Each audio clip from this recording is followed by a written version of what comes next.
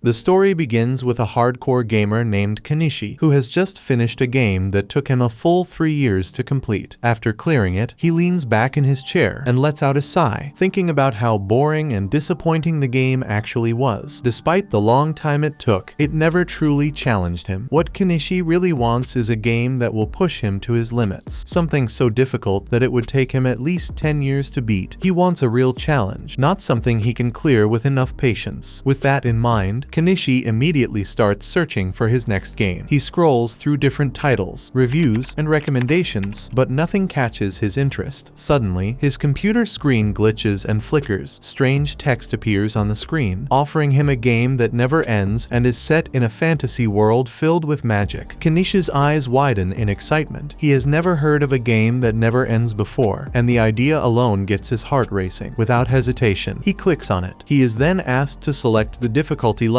The options range from easy mode to hard mode, which already seems standard and uninteresting to him. However, as he scrolls down further, he notices an extra option at the bottom called Hell mode. This is something he has never seen in any game before. His excitement skyrockets as he realizes that this might finally be the challenge he has been looking for. Without a second thought, he selects Hell mode. Next, he chooses the Summoner class and confidently clicks the Start button. The moment he does, something strange happens.